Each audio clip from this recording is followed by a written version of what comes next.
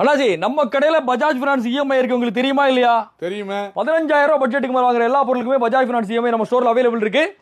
ஆனா பஜாஜ் இஎம்ஐ போட்டா பேங்க்ல பணம் இருந்தாலும் எடுக்க மாட்டாங்கன்னு சொல்றாங்களா? ஆமா, அந்த கம்ப்ளைண்ட் நிறைய பேர் சொல்றீங்க. பஜாஜ் பினான்ஸ்ல இஎம்ஐல பர்ச்சேஸ் பண்றீங்க அப்படின்னா இஎம்ஐ என்னைக்கு டியூ டேட்டோ அதுக்கு ஒரு நாளைக்கு முன்னாடி நீங்க பணத்தை டெபாசிட் பண்ணுவீங்க. ஏன் அப்படின்னா அது எலக்ட்ரானிக் கிளியரிங் சிஸ்டம்.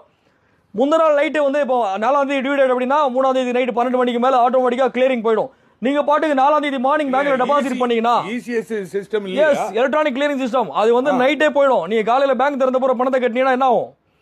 அது ஏற்கனவே வந்து பவுன்ஸ் ஆயிருக்கும். உங்களுக்கு தானே நாங்க சொல்றோம். ஏற்கனவே இருக்கவங்களுக்கு கண்டிப்பா கரெக்டா எடுத்துருவாங்க. அப்படி எடுக்கல அப்படின்னா நீங்க பஜாஜ்ல கம்ப்ளைண்ட் பண்ணீங்கன்னா கண்டிப்பா உங்களுக்கு வந்து அதுக்கு என்ன நம்பர் அதை சொல்லுங்க. ஆமா, பஜாஜ் பினான்ஸோட நம்பருமே பாத்தீங்கன்னா நம்ம ஸ்டோர்ல கால் பண்ணீங்கன்னா டீடைல் கொடுத்துருவாங்க. எங்க கிட்ட வாங்கிருந்தீங்கன்னா எங்களுடைய ஸ்டோர்லயே பஜாஜோட ஸ்டாஃப் இருப்பாங்க. பஜாஜ் பினான்ஸ்ல இஎம்ஐல பிரிண்டர், கம்ப்யூட்டர்ஸ், லேப்டாப் என்ன வேணும்னாலும் சென்னை கம்ப்யூட்டர்ஸ் கோடம்பாக்கம் விசிட் பண்ணுங்க. இன்னொரு வீடியோட